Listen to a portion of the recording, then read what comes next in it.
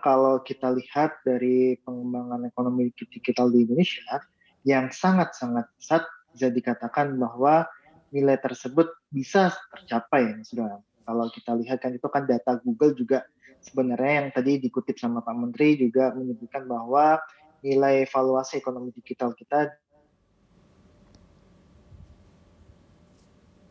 miliar USD gitu. Nah ini tentu saja sebuah kabar yang bagus bagi perkembangan ekonomi digital di Indonesia karena potensinya sangat besar Mas Bram. Dan ini memang tercermin dari PDB ekonomi digital kita yang semakin membesar dari tahun ke tahun.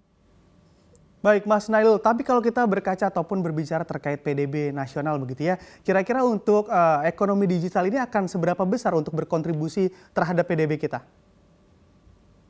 Ya, untuk saat ini sih angkanya berada di 3,75 ya, 3,75% dari PDB nasional dan itu saya rasa akan bertambah seiring dengan meningkatnya satu jumlah pengguna internet, kemudian jumlah pengguna device ICT, kemudian juga jumlah dari pengguna layanan ekonomi digital seperti e-commerce, fintech, dan ride hailing yang saya rasa sih jumlah penggunanya setiap tahun terus meningkat gitu Mas. Baik Mas Nailul, kalau kita lihat proyeksinya memang dapat dikatakan bagus begitu ya, tapi apakah nanti begitu apabila memang pemerintah berfokus terhadap ekonomi digital, apakah tidak menambah ketimpangan Mas? Karena kalau kita perhatikan di daerah lain begitu ya, masih ada yang tidak ada akses internetnya dan juga kesulitan bahkan untuk mendapatkan akses internet. Ini seperti apa? Ya Mas Bram, jadi memang Indef selama ini bersikeras ataupun mengkampanyekan yang namanya mengurangi kesenjangan digital gitu. Nah, kalau kita lihat Mas Bram, untuk kesenjangan digital sendiri ada 3 aspek yang utamanya, yaitu adalah aspek infrastruktur, kemudian aspek sumber daya manusia, terus kemudian ada aspek terakhir itu adalah aspek dari penggunaan ekonomi digital itu sendiri. Nah, kalau kita lihat infrastruktur, kalau kita berkaca pada data terakhir, itu memang masih sangat timpang. Kalau kita lihat 70% desa-desa di Maluku, Papua itu belum teraliri sinyal internet kuat ataupun bahkan beberapa desa tidak memiliki sinyal internet gitu.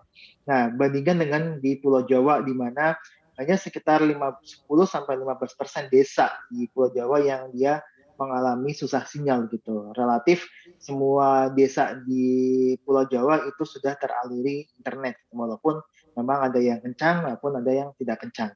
Nah, itu dari sisi infrastrukturnya. Nah, PR-nya lagi adalah dari sisi sumber daya manusianya, Mas Bram. Jadi kalau kita lihat, memang ada ketimpangan yang cukup dalam mengenai kualitas sumber daya manusia antara Indonesia dan bagian Jawa ya, di Pulau Jawa, ataupun dibandingkan dengan Indonesia di luar Pulau Jawa gitu atau masyarakat di luar Pulau Jawa. Nah ini yang saya khawatirkan kesenjangan sumber daya manusia ini akhirnya akan membawa terhadap ketimpangan ekonomi maupun ekonomi digital secara lebih masif.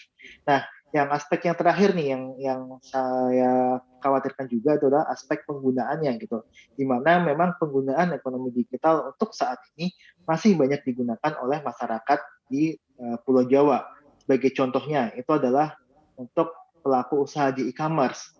Nah, beberapa daerah di Provinsi Pulau Jawa itu mempunyai proporsi pelaku usaha yang dia sudah tergolong go digital ya, dan masuk ke dalam ekosistem digital itu 25 sampai 30% Mas Bram. Sedangkan ada beberapa provinsi yang di luar Pulau Jawa yang itu proporsi pelaku usahanya yang masuk go digital dia cuma 7%, 10%, bahkan ada yang di bawah 5% gitu. Nah, artinya adalah tidak semua masyarakat di luar Pulau Jawa itu mengerti, memahami, dan menggunakan infrastruktur digital secara baik atau untuk sektor-sektor yang atau kegiatan ekonomi yang produktif. Untuk informasi lebih lengkap dan juga berita terkait bisa klik link di deskripsi dan juga jangan lupa untuk download aplikasi CNBC Indonesia di Play Store dan juga App Store. Dan yang paling penting jangan lupa subscribe ya